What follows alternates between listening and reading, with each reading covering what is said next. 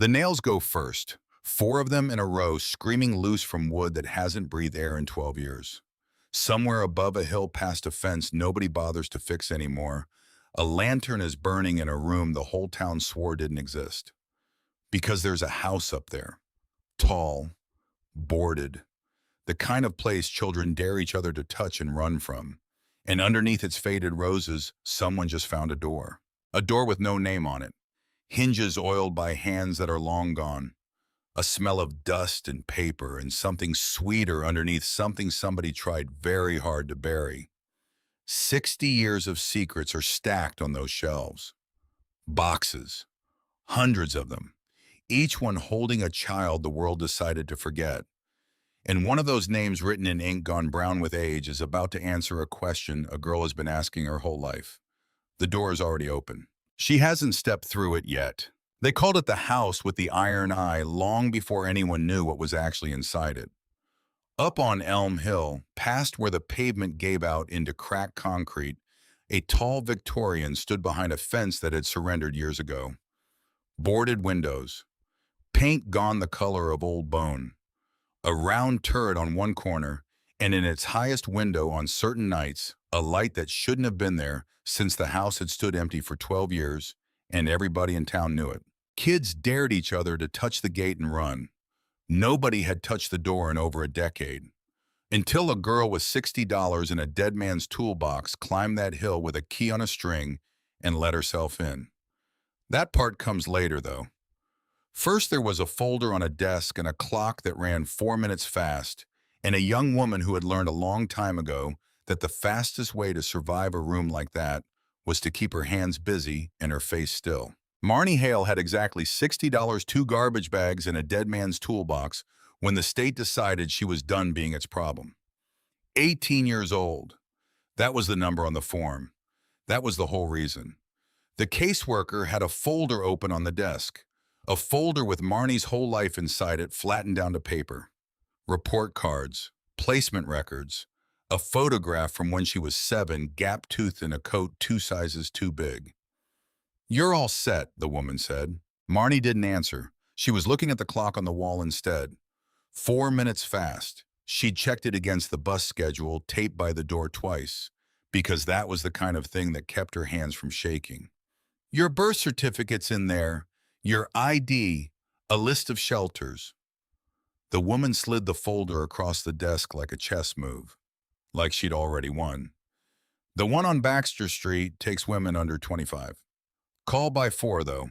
They fill up." "I know the one. You turned 18 on Tuesday, so." The woman shrugged, a shrug that finished a sentence nobody wanted to say out loud. "So this is where we stop looking after you." Marnie looked at her 2 garbage bags slumped against the wall like tired dogs. One had clothes, the other had a sleeping bag, 3 paperbacks, and a canvas tool roll she'd carried through 5 different houses without ever once leaving it behind. "That's it?" the woman asked. "That's it." No tears. She'd used those up years ago, and they'd never once changed a single line on a single form. Crying was a currency. She'd learned that. And it bought nothing. So she signed where the pen pointed, took the folder, walked out into a gray October morning with $60 folded into her sock, and absolutely no idea where she'd sleep once the cold really came down. She was good at exactly one thing. That was the whole reason she still had the tool roll. When she was 11, the state had placed her with a widower named Abel Fenwick, 3 streets back from the rail yard, a man who restored broken furniture in a garage that smelled like linseed oil and sawdust, and something else underneath something like patience, if patience had a smell. He barely spoke to her the first week. Then one Saturday he set a wrecked little side table in front of her, veneer peeling, one leg cracked clean through. Water rings bloomed across the top like a rash that never healed. "Folks were going to burn this," he said. "Left it out on the curb like trash." He tapped the wood once gentle, the way you tap a shoulder. "You know what's wrong with it." "Everything," she'd said. Abel almost smiled. Almost. "Nothing's wrong with it that hands can't fix." He handed her a scraper. For 2 years she did the work. Learn to read grain like other kids read faces. Learn to coax a swollen drawer loose without splitting the wood. Learn that a dead finish could come back to life with steel wool and enough patience to make your fingers ache. Abel gave her his second best plane, then his best one. Then he stopped calling it his. That garage was the first place she ever walked into and felt the room get easier instead of harder. Then one morning he didn't come out for breakfast, and the paramedics set his heart. And a different woman with a different folder moved her across the county before the funeral was even held. Nobody asked if she wanted the table she'd been fixing. She never found out what happened to it. She kept the plane, though, through every placement after that, the steel of it cold and honest in her hand when nothing else made a lick of sense. So she knew how to fix things. She just had nothing left to fix and nowhere to do it. The library was warm, and it didn't charge admission, so that's where she spent her first 3 days reading job listings she had no address to apply from. On the corkboard by the returns desk, between a lost cat flyer and a notice for a quilting circle, somebody had pinned a single sheet from the county. Public auction, tax delinquent properties, courthouse annex, Thursday 10 a.m. A list of parcel numbers ran down the page in tiny print. She wasn't sure why she went. Maybe because the annex was warm too. Maybe because a person who owns nothing likes being in a room where things change, hands on the small chance that one of them might change hands toward her for once. The annex smelled like wet wool and burnt coffee. 20 or so people on folding chairs, mostly men with the bored patience of regulars. A few in good coats, the kind of coats that already had money and were only there to make more of it. The auctioneer worked through the lots in a flat, fast voice. A flooded duplex, a weed lot behind the gas station, a storefront that had failed as 3 different restaurants. Marnie sat in the back and watched hands go up, watched money she would never have moved through the air like weather she couldn't touch. Next, the auctioneer said. Then he paused, and the pause was what made her look up. Parcel 41-9, the house on Elm Hill. Some of you know it. A few people laughed low, a sound the room had clearly made before. 2 stories plus a turret sits on a double lot. Condition poor. Back taxes going on 12 years. Sold as is, where is. County takes no responsibility. Takes no responsibility is right, a man near the front said, and that got a bigger laugh. A woman a few chairs over leaned toward her neighbor. That's the Doyle place. My boys won't walk past it after dark. The auctioneer let it ride a second, then cleared his throat. We'll open at $15. He said it like he expected to take the offer right back. $15 just to start the failure, just to get to the part where nobody bid and he moved on to the next lot. Marnie did the arithmetic before she decided to. $15 left her 45 and change. A double lot. 2 stories of walls and floor and a roof that had kept 12 years of weather off whatever was still inside. She thought about the shelter bed on Baxter Street, calling by 4, giving it up again by 7 the next morning, every single day, until something came along, or nothing did. She thought about Abel. Nothing's wrong with it that hands can't fix. Her arm went up, slow, steady. The same motion she used to lift a plane off wood at the end of a stroke so it wouldn't tear the grain. For a second, nobody saw it. Then the auctioneer did, and his face did a small, complicated thing. I've got $15 from the young lady in the back. He scanned the room out of habit. Do I hear 20? Nobody breathed hard enough to make it 20. One of the men in good coats turned all the way around in his chair to look at her. His expression wasn't pity, it was closer to annoyance. Like she'd reached past him for the last seat on a bus he didn't even want to ride. Honey, the woman with the boys said not unkindly, you don't want that house. 15 going once, the auctioneer said. Somebody near the front laughed and said loud enough to carry, let her have the ghost. She can charge admission. Going twice. Marnie kept her arm right where it was, eyes on the front of the room, the way Abel used to stand when a customer questioned his price. calm, unhurried, certain of the work in his own two hands. The gavel came down. Sold the house on Elm Hill to the young lady in the back for $15. The auctioneer shook his head as he wrote it in the ledger, and the room broke into that low murmuring that follows a person out a door. She paid in ones and a five at the clerk's window. The clerk, a young man with a careful tie and careful eyes, slid a single sheet of paper across to her, then a key on a loop of string, brass dark with age. He held onto the key a half-second longer than he needed to, like letting go of it might be a mistake. "You know about that place," he said. It wasn't a question. "I know it's mine now." She folded the deed into her jacket and walked out before he could decide to warn her about anything at all. Elm Hill climbed the east side of town past houses that got plainer and more tired the higher you went, until the pavement gave out into cracked concrete, and the trees grew up close on both sides, like the street itself had given up trying to look welcoming. At the top where the road ran out against the hillside, the house stood alone on its double lot behind a fence that had surrendered years ago. Two kids on bikes had trailed her the last block, hanging back, daring each other closer. When she turned up the walk, one of them braked hard. "You're not going in there," the boy said. Couldn't have been more than 10. "It's mine," Marnie told him. "I live here now." The two kids looked at each other. "Nobody lives there," the girl said almost gently, like she was correcting an adult who'd gotten a simple fact wrong. "There's a lady. My brother saw her in the window. She's been dead a long time." "That's a cat," Marnie said. Neither of them looked convinced. They stood up on their pedals and pushed off fast down the hill, and one of them yelled something back that the wind took before it reached her. She stopped at the broken gate and looked. And for 1 second, she understood exactly why the town told stories.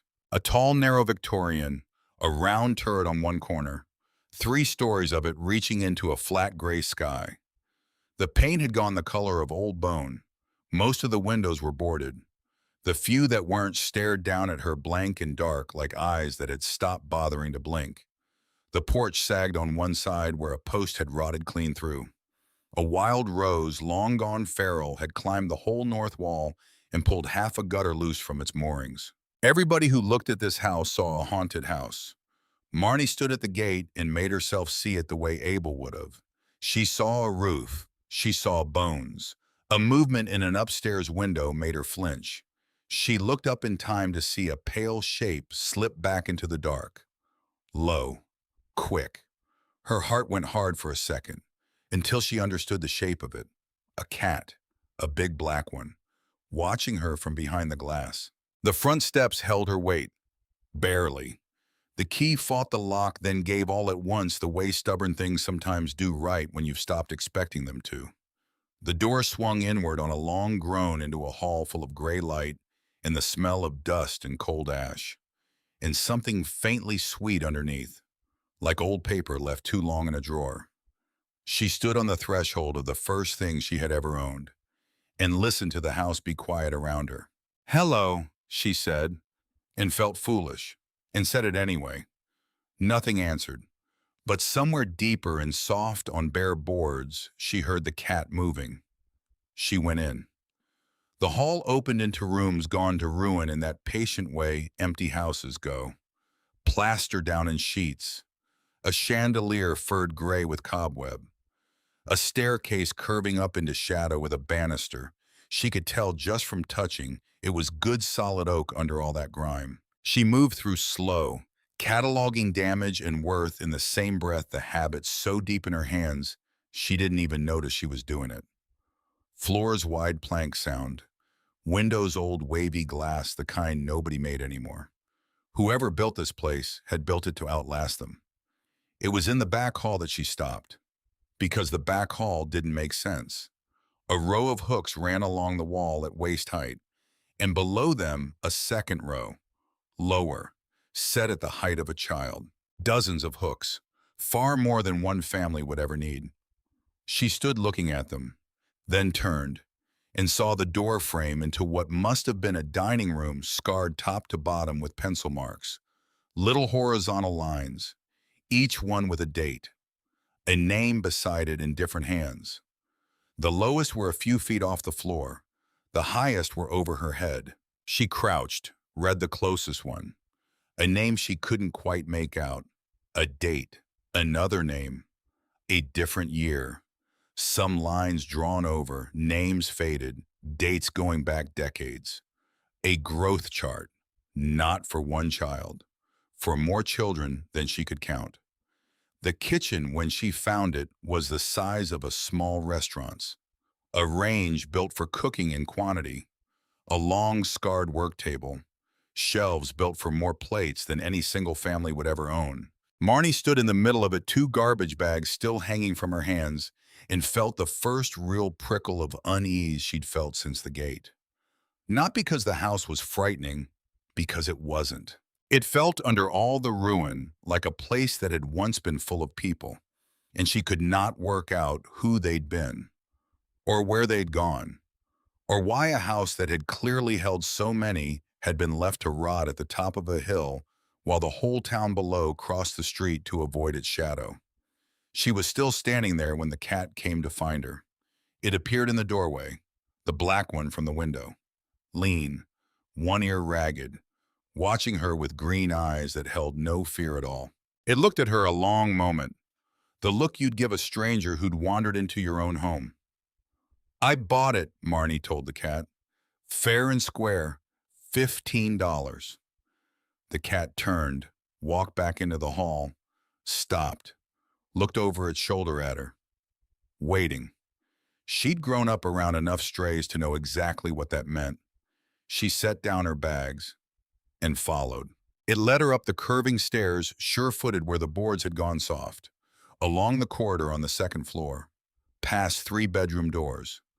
And then it stopped at the very end of the hall at a stretch of wallpaper faded into a pattern of tired cabbage roses. And it sat down and stared at the wall and would not move. "There's nothing there," Marnie said. The cat did not so much as flick an ear. It stared at that wall like there was a door hiding behind it. And after a moment, Marnie stopped looking at the cat and started looking at the wall too, at how the hallway ran, at the rooms she just passed, at the size of the house from the street. The hall ended too soon. She was sure of it.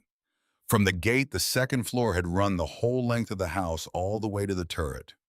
From in here, it stopped a good 15 feet short, at a wall covered in cabbage roses, with a cat sitting in front of it like it had been waiting 12 years for somebody to finally come up and ask the right question. She reached out, pressed her palm flat against the paper. Behind it, faint cool, came the draft of a space the rest of the house didn't even know it had. The cat looked up at her, then back at the wall, patient as a clock. The light through the boarded windows had already gone the color of ash. She had no lamp, no power, a single book of matches in her jacket pocket. And Abel's first rule had always been, you don't take a thing apart in the dark. Whatever was sealed behind those roses had waited longer than she'd been alive. It could wait one more night for her to see what she was doing. So she went back down the stairs, to make herself a place to sleep on the floor of a house she owned. And the cat stayed at the wall a while longer before it came down to find her. The first night she slept in her clothes on the parlor floor, zipped into the sleeping bag, jacket bunched into a pillow, Abel's tool roll under her hand close enough to reach without opening her eyes. The cold came up through the boards. The house talked all night. Small sounds old houses make. A tick in the walls. A long sigh down the chimney. A loose board settling somewhere over her head. Twice she woke sure she'd heard footsteps. Both times it was only the cat walking its rounds. Toward morning it came and lay against her spine. A warm weight.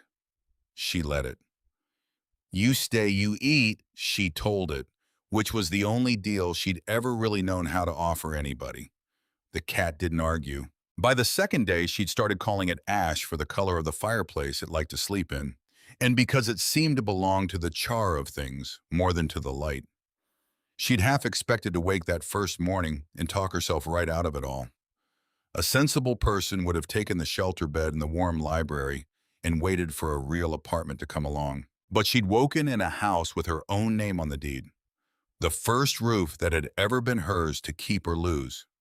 And handing that key back to the county was the one thing she knew with total certainty she would not do.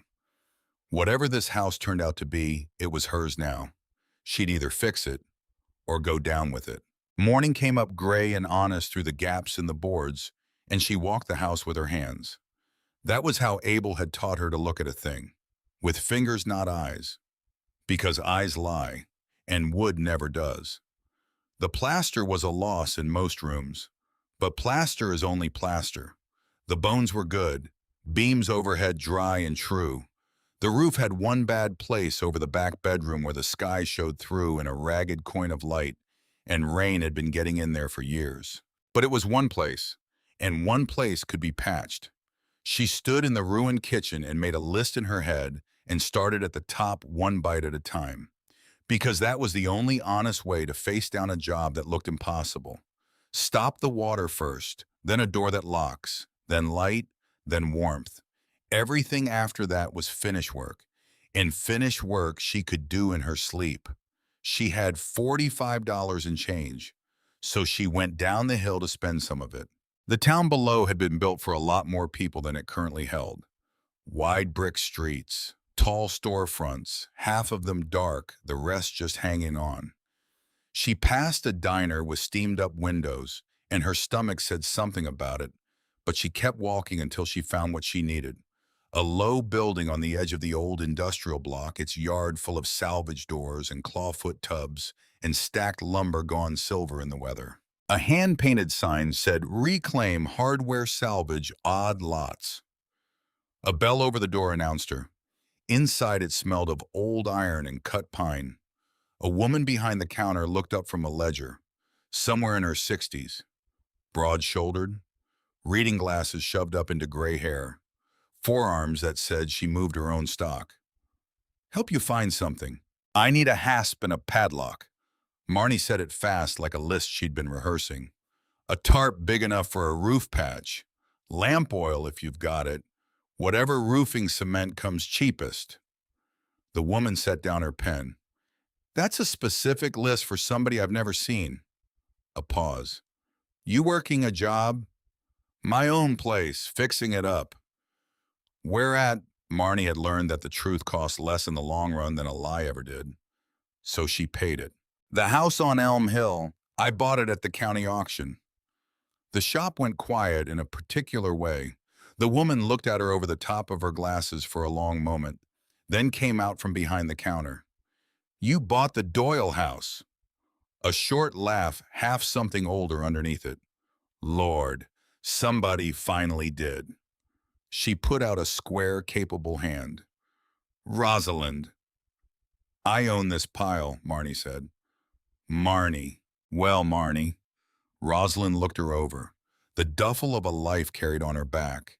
The boots that had walked a long way to get here. She didn't ask any of the questions a worse person would have asked. "Come on, let's get your roof shut." She loaded the cart herself, and Marnie noticed the prices she wrote down were not the prices on the tags. A kerosene lantern she called a loaner.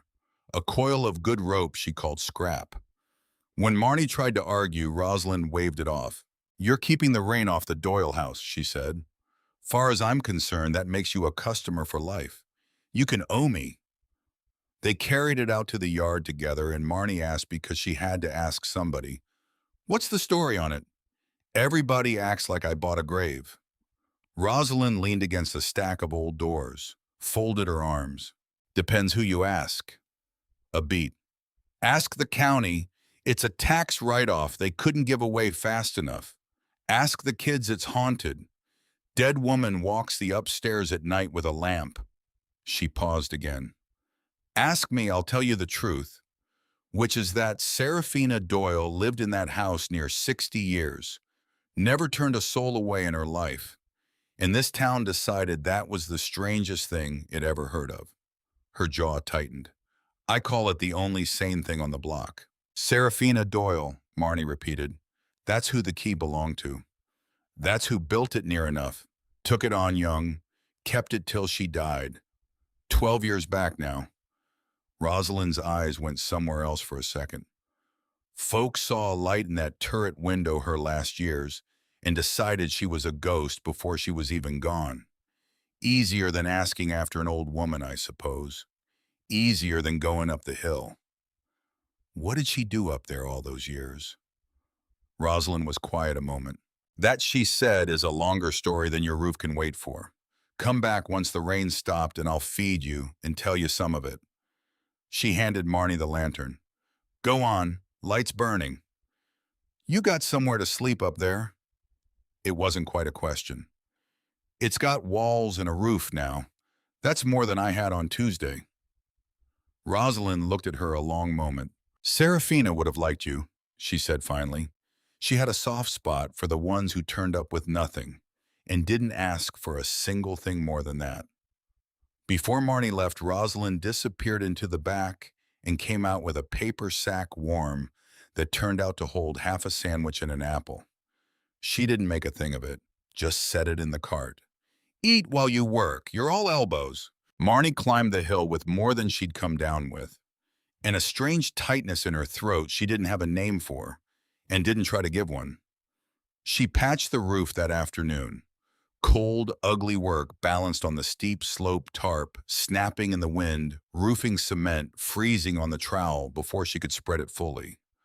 But when she came down, the coin of sky over the back bedroom was gone, and the house was for the first time in 12 years dry.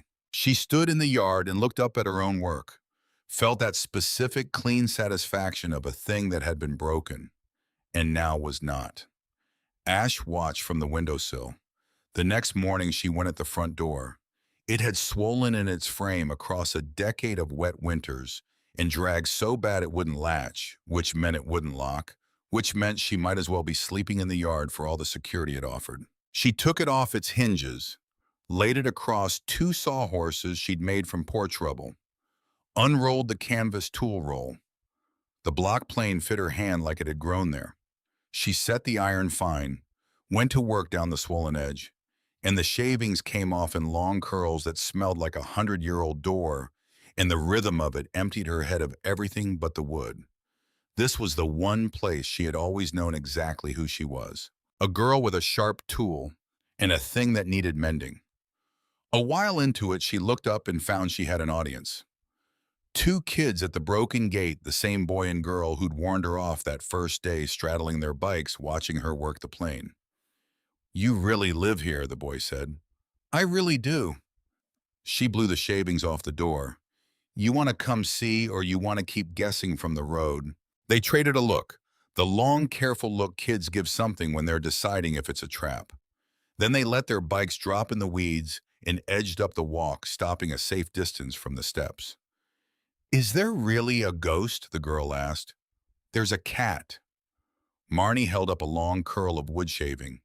His name's Ash. He's mean to mice and decent to me. She handed it over. Here, smells like 100 years ago. The boy took it like it might bite, then sniffed it, and his whole face changed. Whoa.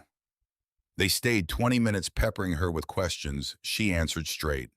And when they pedaled off down the hill, they'd forgotten to be afraid of the house at the top of it. It was a small thing, but small things were the only kind she'd ever had to give. She didn't notice the truck until the door of it shut. Parked at her broken gate. Big, clean. The kind of truck that had never hauled anything heavier than golf clubs. The man coming up her walk was the man who'd turned around in his chair at the auction.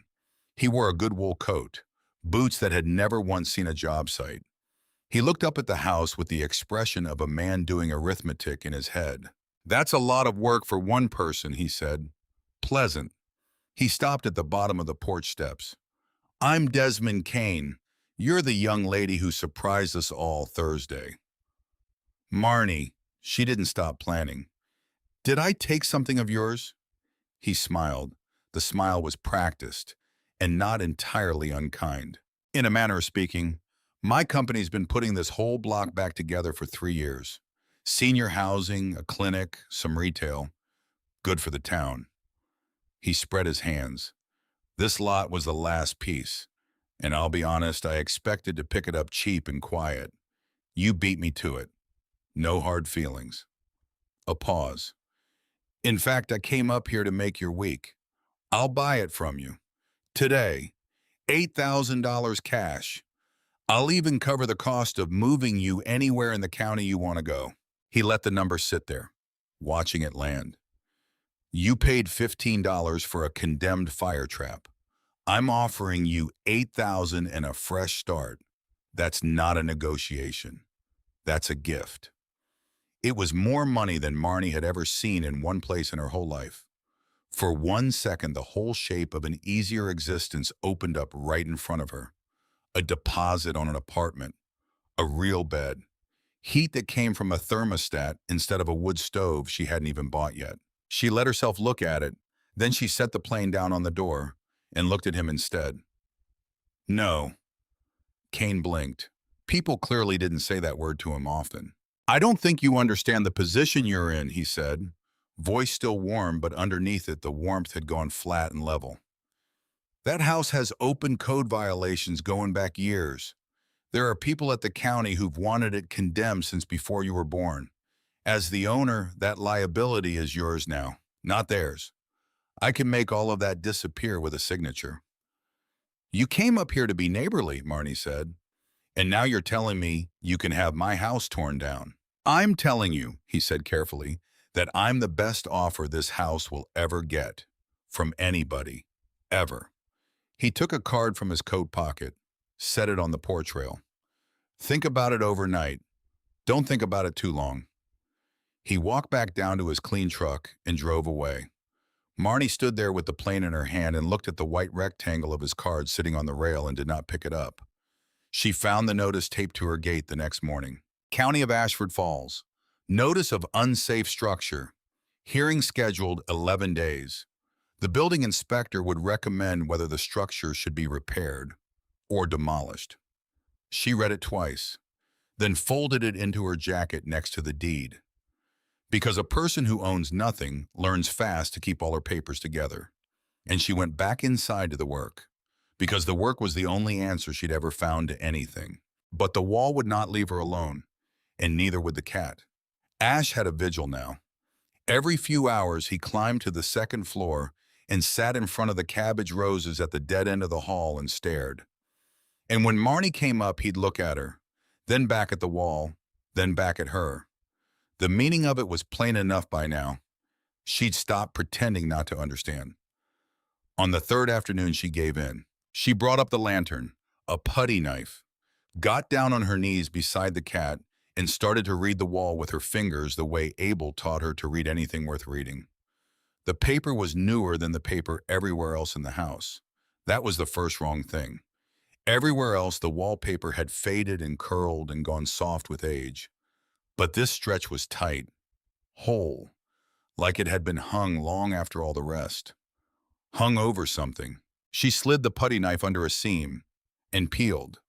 The paper came away in one long strip, and underneath was not plaster. Underneath were boards, wide pine nailed flat across the wall in a rectangle taller than she was. And around the edges of that rectangle, she could see it now, the casing of a door frame somebody had covered up on purpose, a door boarded shut, papered over, hidden from a house that had clean forgotten it was even there. She sat back on her heels, her heart going hard. Okay, she said to the cat. Her voice came out unsteady. Okay, you were right. She thought about Kane's card sitting on the rail in the rain, about the notice folded into her jacket, about $8,000 she'd already turned down without even sleeping on it. And for one cold moment, she wondered if she was about to find out exactly why this house had been sealed shut, and exactly why it might be worth $8,000 to a man who wanted it torn down before anybody looked too closely. Then she fit the claw of the pry bar into the first board, set her weight against it, and pulled. The first board came loose with a shriek of old nails that echoed all the way down the empty hall. The second came easier. By the time she'd pulled the fourth and could see the shape of a door hiding behind them, the light outside had gone completely. The only light left was the small gold circle of the lantern, and the green coins of the cat's eyes watching beside her patient like he'd known this moment was coming for 12 long years and had simply been waiting for somebody with the right hands to arrive. The door had no lock, just a porcelain knob gone yellow with age. She wrapped her fingers around it. Cold, smooth. It turned. The door swung inward on hinges somebody had oiled before they sealed it, swung without a sound into a darkness that smelled of dust and dry paper, and underneath that very faint something almost like lavender. Marnie lifted the lantern, held it through the doorway, and the light reached in and found the first thing, and she forgot for a moment how to breathe. A bed, a small one, a child's bed with a white iron frame made up neat, a quilt folded square at the foot, like whoever slept there had simply stepped out that morning and meant to come right back before dark. It had not been slept in for a very long time. The quilt was gray with the dust that sifts down even through a sealed door, but the corners were still sharp. Somebody had cared once about the corners. Marnie stepped through the doorway, lifted the lantern higher, and the room came up out of the dark around her. It was the missing end of the house, the part the hallway had never reached. Wide and low under the slope of the roof, the round wall of the turret bulging out at the far end, one tall window there. The window the whole town had seen a light in, and called it a ghost. The glass was painted over from the inside. Black. Careful work, the kind that takes hours, not minutes. Somebody had not wanted to be seen up here. Somebody had sat up here anyway, year after year, in the dark, with a lamp. The walls were shelves, floor to ceiling both sides, and the shelves were full of boxes, small ones, shoebox size and smaller, hundreds of them, each one labeled on the end in the same careful hand she'd half recognized on the brass key tag downstairs. She lifted the lantern to the nearest box, read the label, a first name, a year, another box, another name, another year. The years went back and back and back. The earliest she could find tucked low in a corner said 1954. She set the lantern down on a small writing desk beneath the painted-over window, and on the desk sat a book. Thick, bound in cracked black leather, the kind a store would call a ledger. It was the only thing in the whole room without a layer of dust on it, because the dust on it had been wiped clean by a hand more than once. She sat down slowly in the chair at the desk, the chair where an old woman had sat alone in the dark for years, and she opened the book to the very first page. At the top in ink gone brown with age, it said, "The children of this house," and beneath that, a single line written in a hand that hadn't started shaking yet. Every one of them was somebody's. We just kept them till somebody remembered. Marnie sat very still. The lantern threw a small gold circle of light across the page. Somewhere behind her in the dark, the cat settled down against her boot and did not move. Downstairs, the notice in her jacket pocket had 11 days left on it. Up here in this room, none of that seemed to matter yet, because the first entry was waiting, and so was the next one, and the next. And Marnie Hale, 18 years old, $60 poorer than she'd started a house full of secrets, settling around her like dust after a long-held breath, turned the page and began to read. The book did not let her go easy. Marnie read until the lantern guttered low, and then she trimmed the wick, and then she read more, because that was the only way through a thing like this. Not around it, through it. Page after page, decade after decade, the same hand getting shakier as the years climbed. Came in November, half froze. 14. Said his daddy put him out. Stayed the winter. Sent him to my cousin in Ohio come spring with a coat and $40. Then the next entry. Then the next. Girls who arrived pregnant and scared and left with a plan and a little dignity intact. Boys the county had already given up on twice over. Children dropped at the door in the dead of night with notes pinned to their coats. Notes that all said some version of the same 6 words. Please, just for a while. One entry near the middle of the book had almost nothing under the name. Just one line. She never said a word the whole 8 months. She is safe now. That was the entire entry. Marnie read it twice, then had to set the book down and press the heels of her hands hard against her eyes until the burning behind them stopped. Because this house had not been haunted. This house had been a place that took in the children nobody else would. For 60 years, run by one woman who never once told the town what she was doing, because the town would have found a way to stop her. They always did with women like that. Serafina Doyle had spent her whole life on kids the world had already thrown away. And when she got too old to take in any more, she hadn't bragged about it, hadn't built herself a monument. She had gathered up every trace of every child she ever saved, every keepsake, every photograph, every scrap of a life, and sealed it all into one room, and painted the window black so nobody would come looking, and she had sat with it alone in the dark until she died. And then the house had waited 12 years for somebody to find the door. Marnie brought the ledger down to the kitchen the next morning because she couldn't stand to read it alone in that turret one more night. Not yet, not until she understood what she was even holding. She spread 3 of the oldest boxes across the long, scarred work table, and that's where Ash found her curled into a patch of gray morning light, watching her hands like he expected her to close the boxes back up and pretend none of it had happened. She didn't. She went down the hill instead, because she had to tell somebody, or she was going to come apart at some seam nobody could see. Rosalind took one look at her face across the salvage yard and put down whatever she'd been holding.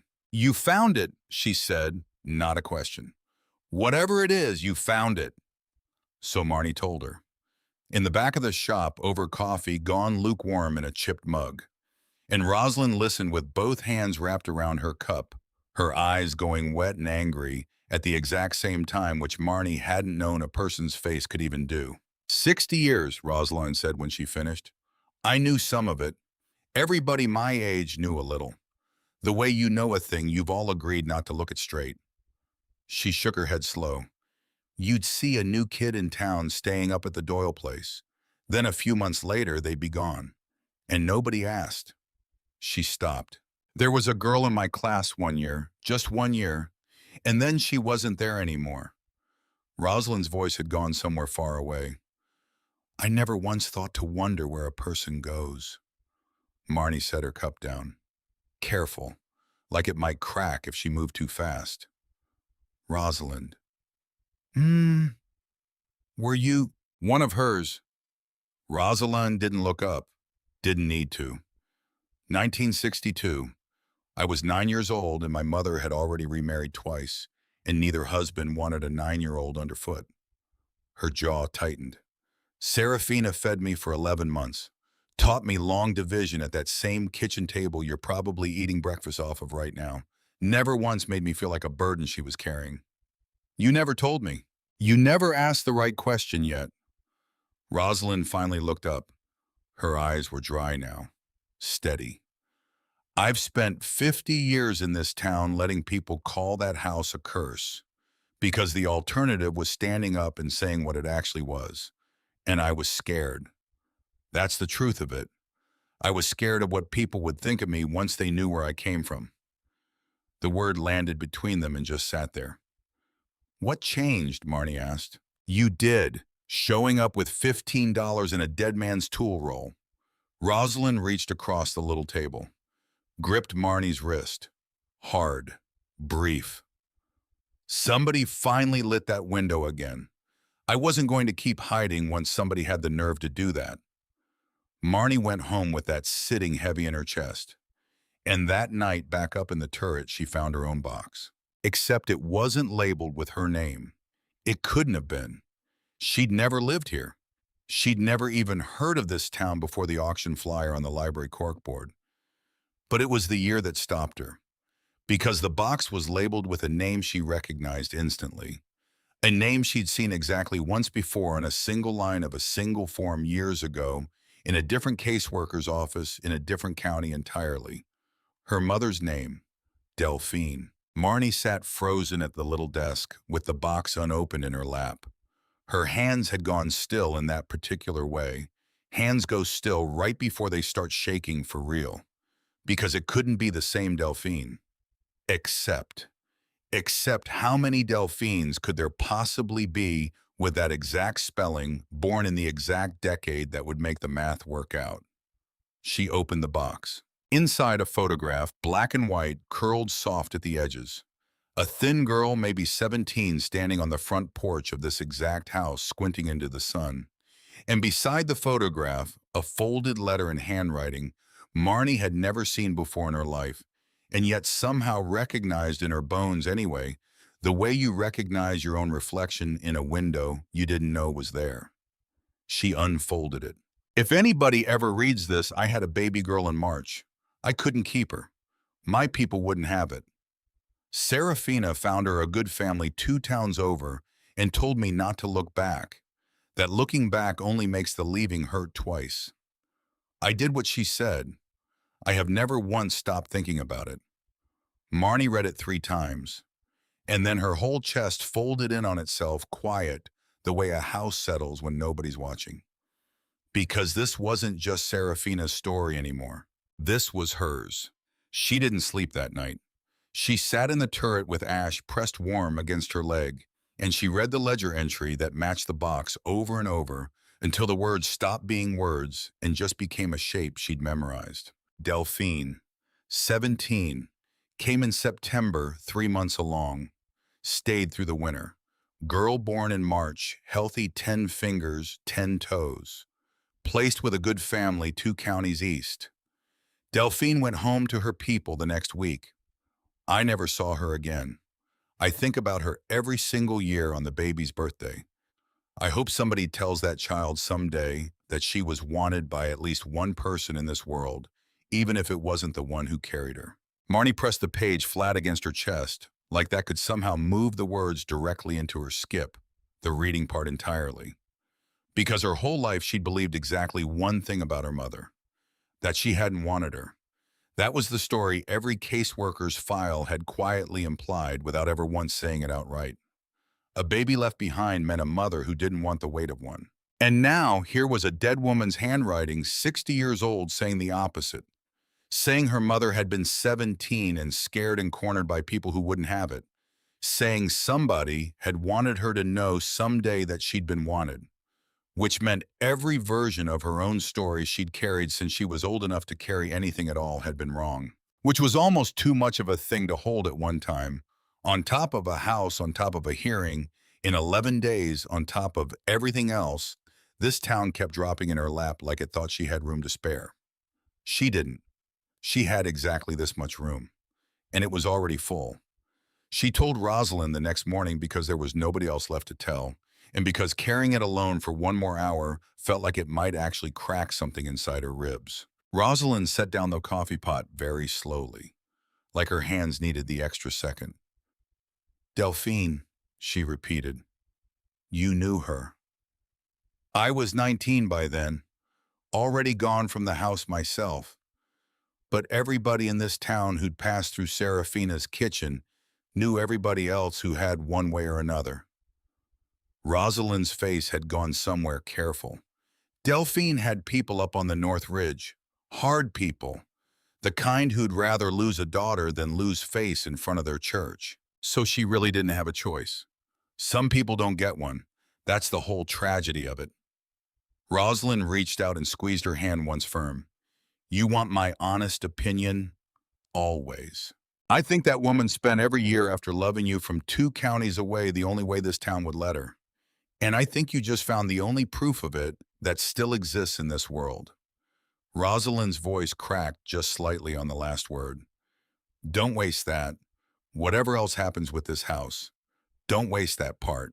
She didn't have long to sit with it, because 11 days had already shrunk down to 8, and the house still had a hearing hanging over it like weather that refused to break, and Desmond Kane's white business card was still sitting exactly where she'd left it, on the porch rail. In the rain, curling at the corners now. She almost threw it away twice. She didn't, because something about keeping it felt like keeping score, and she wasn't ready to stop keeping score just yet. The knock came on a Tuesday. Not Kane's knock, she'd already learned his by now 3 sharp raps, confident a man who expected doors to open for him. This was different, softer, almost apologetic. She opened it to a man in his 50s, wearing a suit that had clearly been expensive once years ago and had not aged as gracefully as he had. He held a leather folder against his chest like a shield.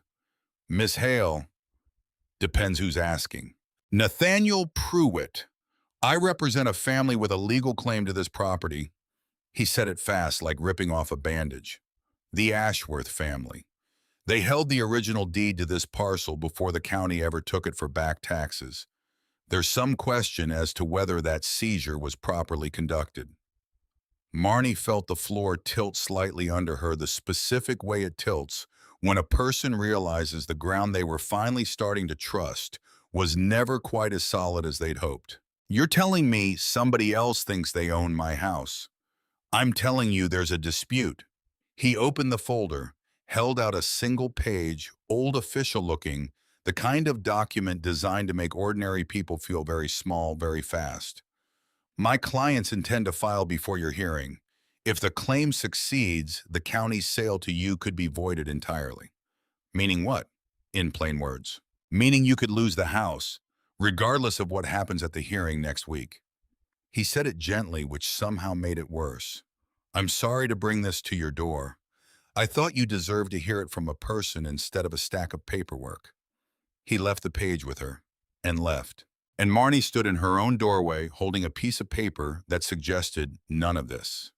Not the deed, not the $15, not the ledger, not her mother's handwriting. Hiding 2 floors up might actually belong to her at all.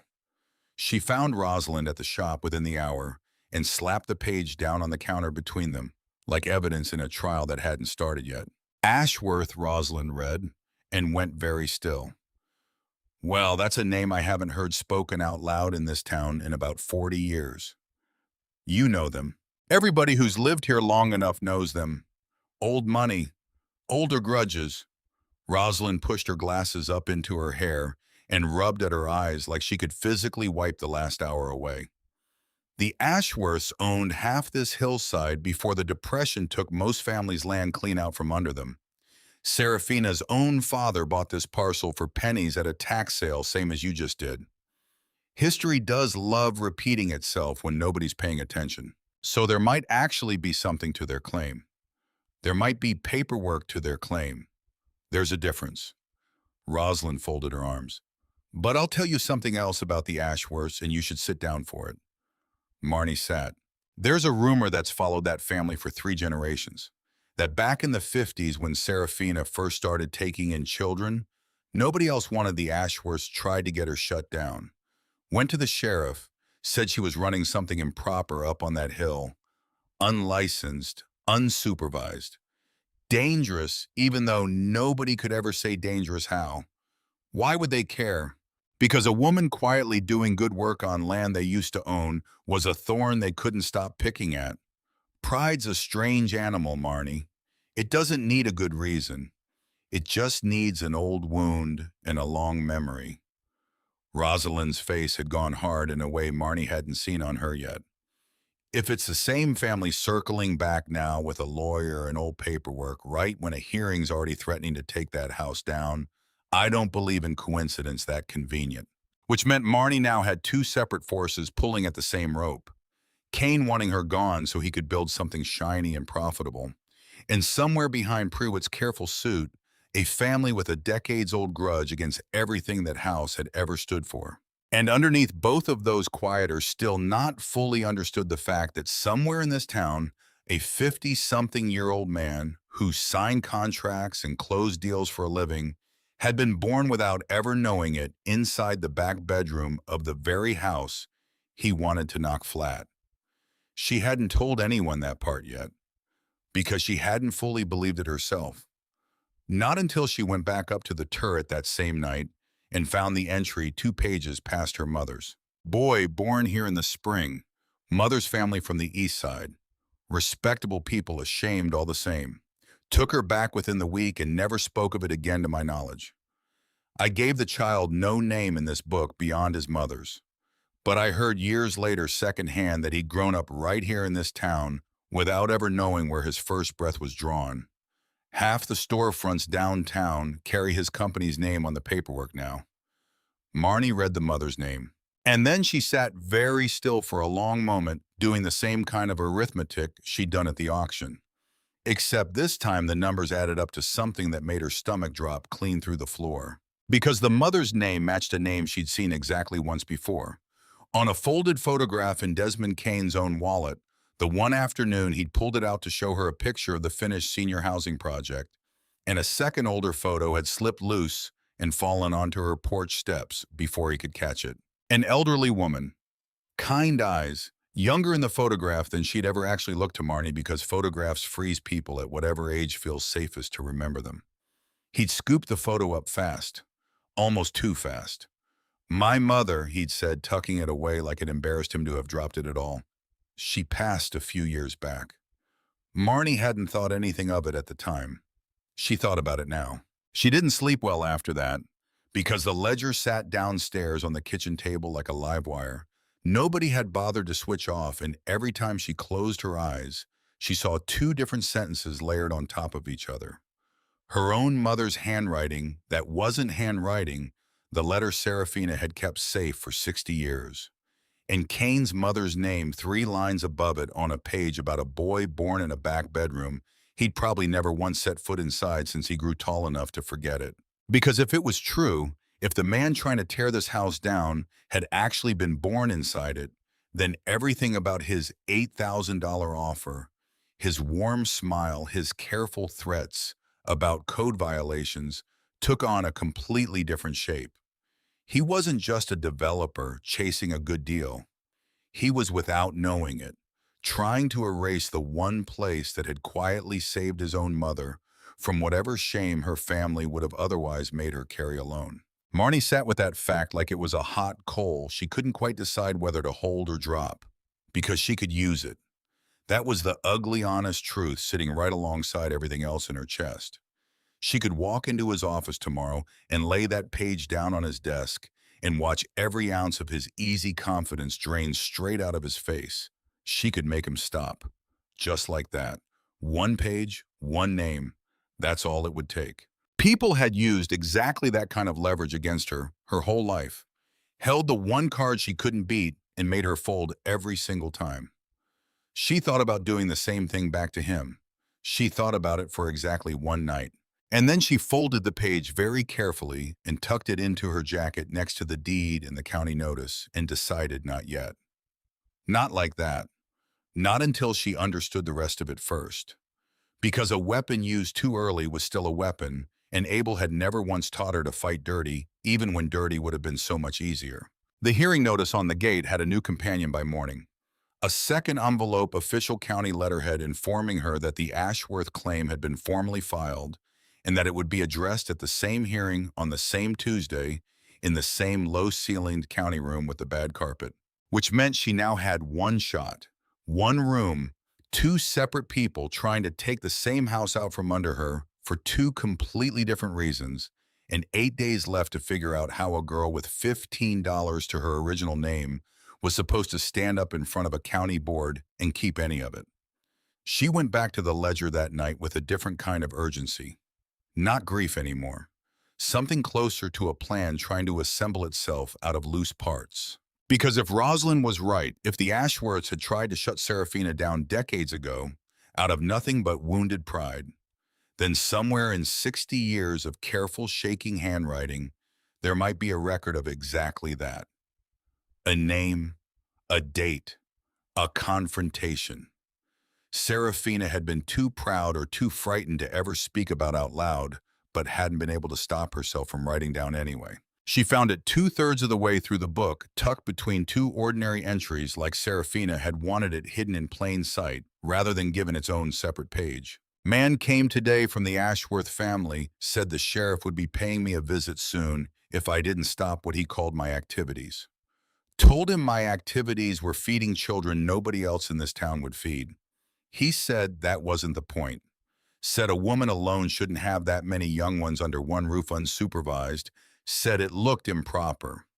I told him improper was letting a boy freeze on a porch 2 winters back rather than have his name attached to a scandal. He left angry. I expect this isn't finished. I have started keeping this book somewhere safer than my desk drawer in case anybody ever comes looking to prove I did something other than what I actually did. Marnie sat back slow because that single page did two things at once. It confirmed exactly what Rosalind had suspected, a decades-old grudge real, and documented not just old-town rumor dressed up as fact. And it explained finally why the room upstairs had ever needed sealing at all. Serafina hadn't hidden that room out of shame. She'd hidden it out of fear. Fear that somebody with old money and an older grudge might use it against her, twist 60 years of quiet love into something ugly enough to justify tearing the whole thing down. Which meant the Ashworth family's claim now, all these decades later, wasn't just about property lines. It was the same fight Serafina had been losing in slow motion her entire life, finally showing up again to finish the job. Marnie brought all of it to Rosalind the next morning, laid out across the counter like pieces of a puzzle nobody had asked for. "So it's the same family," Rosalind said quietly, reading the entry twice. "Same grudge, different generation. And it's happening at the same hearing where they're deciding whether to tear the house down anyway. That's not a coincidence, Marnie.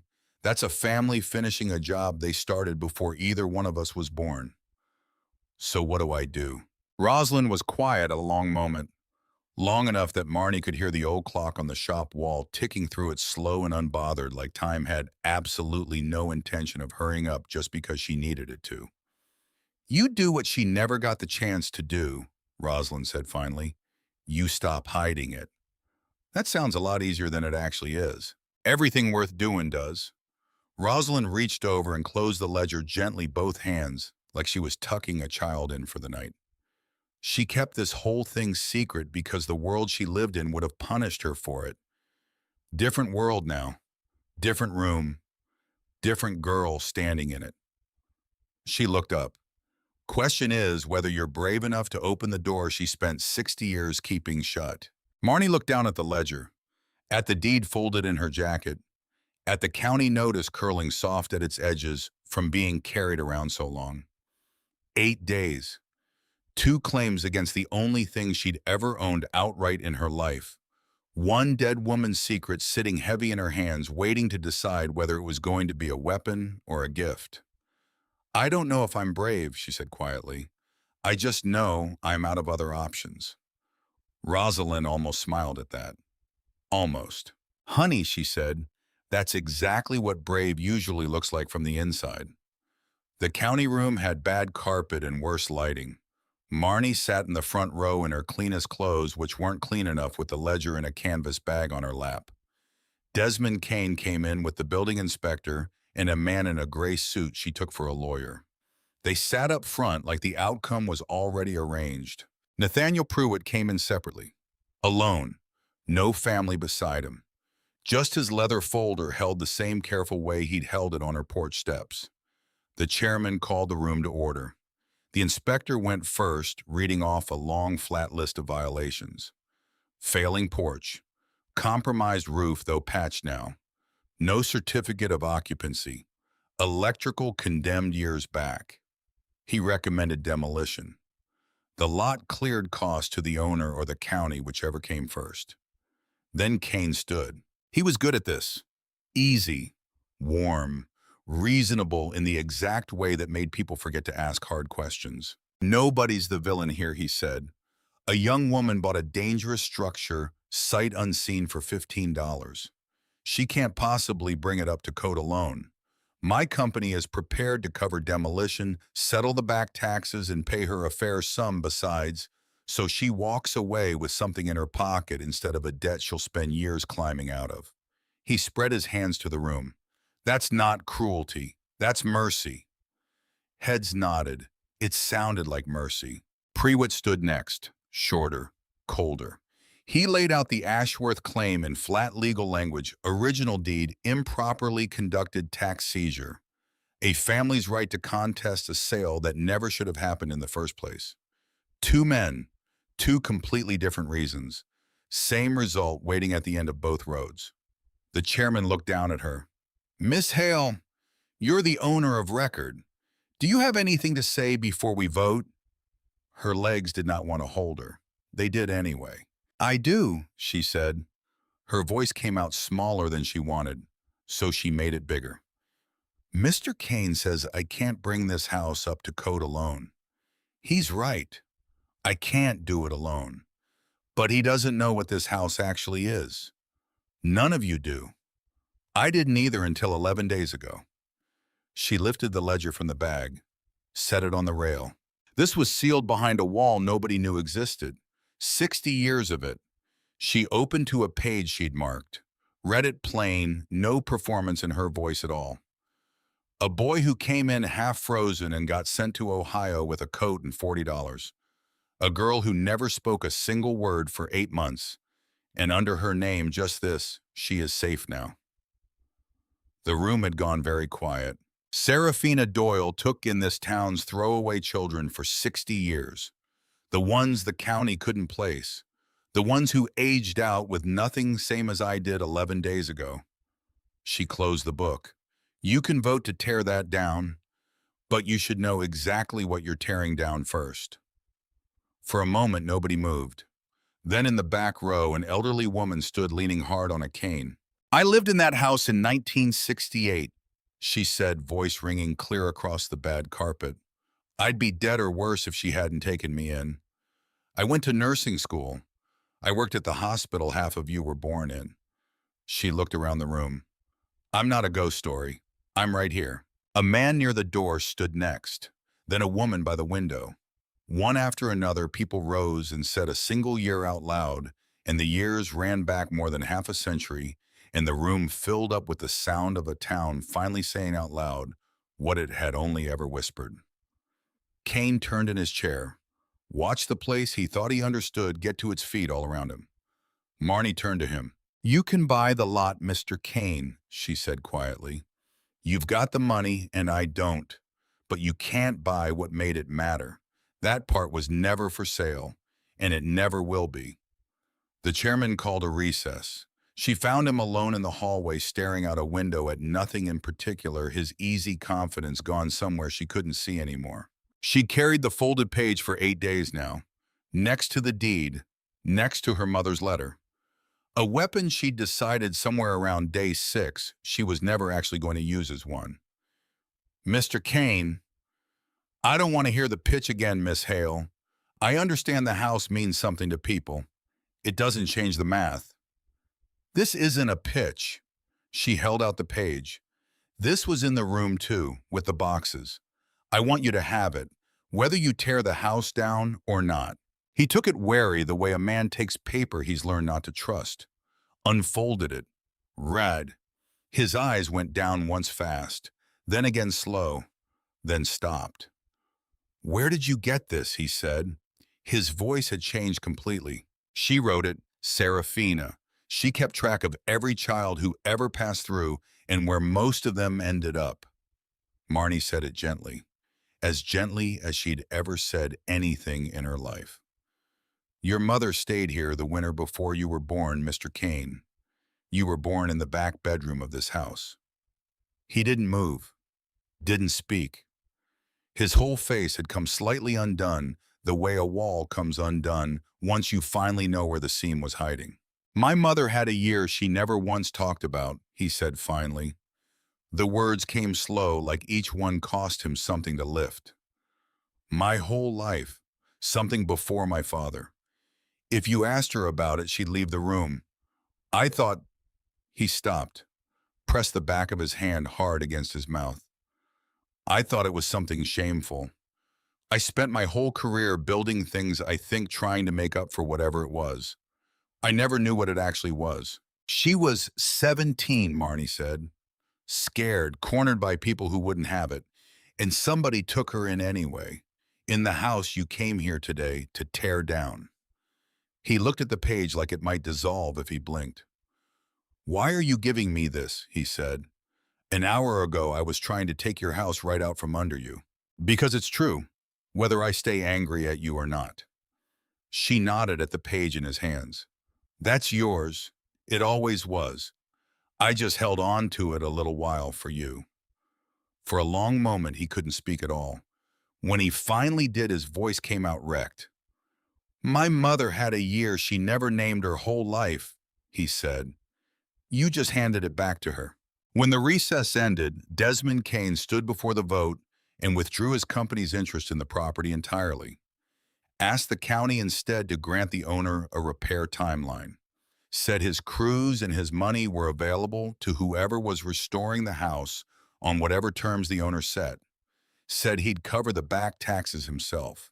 Not to own it, only to keep it standing, which left Pruitt's claim sitting alone in the room suddenly a lot more exposed than it had been 10 minutes earlier. The chairman turned to him. "Mr. Pruitt, does your filing still stand?"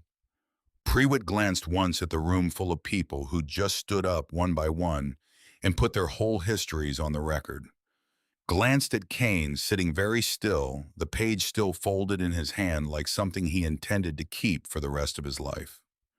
"My clients," Pruitt said carefully, "will need to review their position," which everyone in that room understood to mean exactly what it meant. A grudge finally running out of places left to hide. The inspector looking at a full room and a developer who just reversed his entire position in front of witnesses recommended a year to bring the structure to code instead of the wrecking ball. It passed. Nobody voted against a house the whole room had just stood up for. The back taxes came to a little over $4,000. 12 years of a house nobody had wanted finally settled. Kane paid it the next morning in person at the same county window where Marnie had once counted out $15 in ones and a five. He didn't ask for his name on a single piece of paper. That night he came up the hill, alone, in old clothes, not the wool coat. He stood at the broken gate a long time before he came up the walk. Marnie let him in. She didn't have power yet, but the wood stove she and Rosalind had wrestled into the front room that afternoon threw real heat for the first time in 12 years. Candles instead of lamps. And up in the turret, the window glowed gold over the whole town for anyone who cared to look up. "Can I see it?" he said. "The room." She took him up. He stopped in the doorway and looked at the walls of boxes. The small iron bed, the desk under the window where the black paint was washed clean away, now night showing through the glass instead. She found his mother's box. There wasn't much in it. A hair comb, a hospital bracelet too small to be anything but a newborn's. A slip of paper with a weight and a length and a date and spring. He sat down on the floor among 60 years of saved children, an older man in the low candlelight, and took the things out one at a time, and held them. Marnie left him there, because some rooms a person needs to sit in alone. He came down a long while later holding the small box against his chest like it might spill. "I want to help," he said. "Not buy it, not put my name on anything. Just help." He looked around the ruined front room at the wood stove, and the candles, and the cat curled by the fire. "Tell me what it's supposed to be, not what it was, what you want it to be." Marnie had been turning that question over in her head for a week without ever saying it out loud. "A place for the ones who age out with nowhere," she said. "Kids who turn 18 and get handed a garbage bag and a list of shelters. There's no place for them right now. I know because 11 days ago I was one." She looked at him. "She made this house that place for 60 years. I want to make it that again." He nodded slowly, like she'd finally handed him a blueprint he could actually read. "Then that's what we build." But it was Rosalind who made it real. She came up the hill a few days later with a folder under her arm and set it down on the kitchen table. "You can't run a house full of children out of your back pocket at 18, she said. "Not legal, not safe, not for long." She tapped the folder. "So here's what we do. We make it a real thing, a charity, a board, grown people who answer for it. I run it, but I don't carry it alone." Because that's the one mistake she made. Rosalind's voice caught on the last part. "Serafina carried this house by herself for 60 years, and this whole town let her. It near broke her in the end. We are not doing that to you." So they made it real. An elderly woman who'd spent a career in a hospital took the legal end. Kane put up the starting money and his name on none of it. Rosalind put up herself in the salvage yard and every favor she'd been quietly saving for exactly this moment. Marnie, who owned the deed in the house and the whole strange inheritance sitting inside it, signed the line as the one who would keep the door open. By spring, you wouldn't have known it for the same house. It took the whole winter in most of the town. Kane's crews put on a new roof and made the wiring honest again, but they worked alongside people who weren't on anybody's payroll at all. That was the part that actually mattered. A retired railroad man turned out to know stonework and rebuilt the porch steps by hand. A retired electrician spent his Saturdays running new circuits and refused every dollar offered for gas money. Rosalind emptied half her salvage yard up that hill.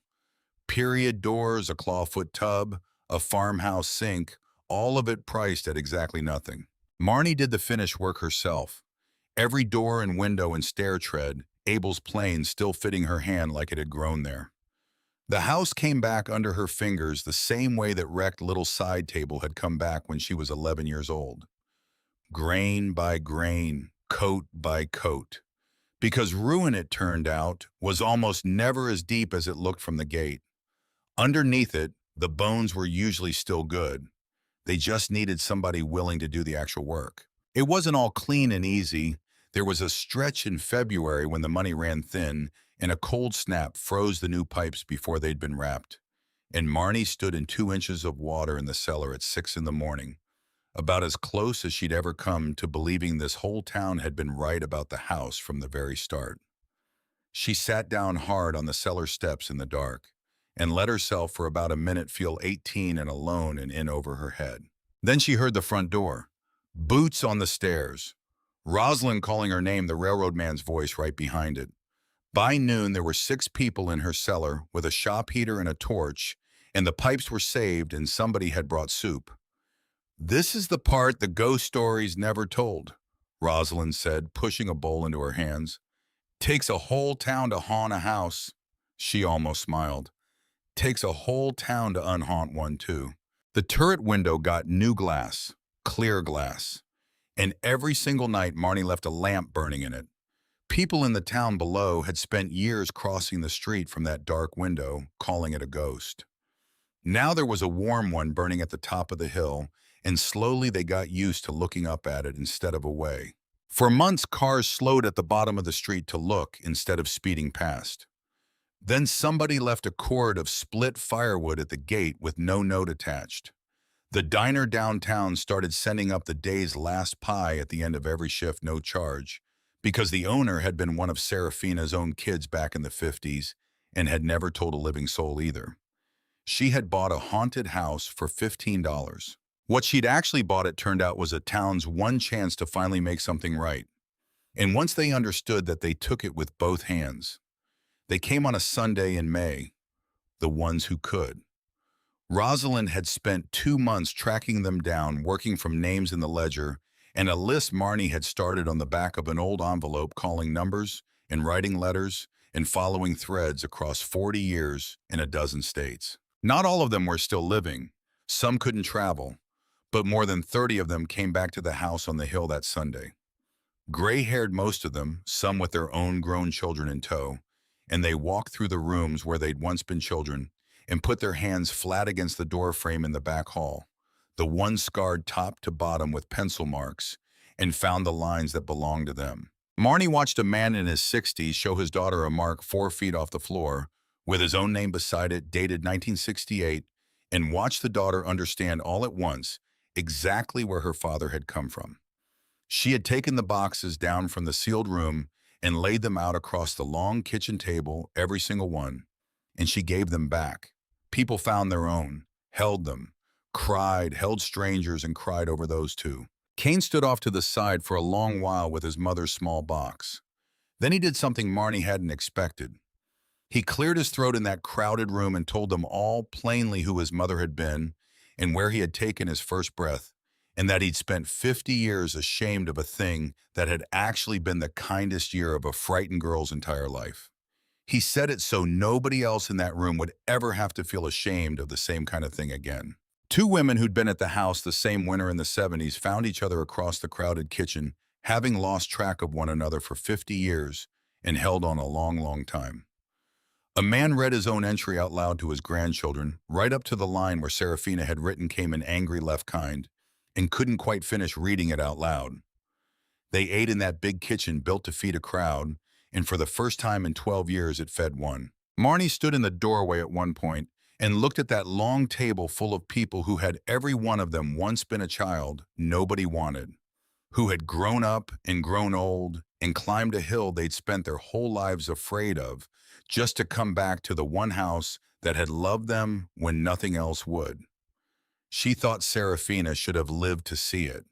Then she thought maybe in the only way that actually counted she finally had. Nobody renamed the house. Somebody suggested a plaque once and Marnie said no.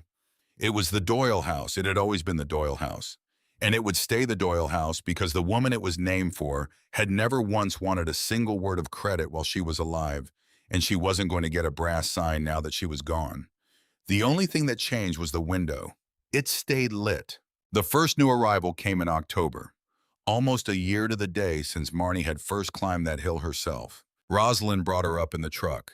She was 16, all sharp shoulders and watchful eyes. One garbage bag of clothes on her lap and a chip on her shoulder you could have split kindling with.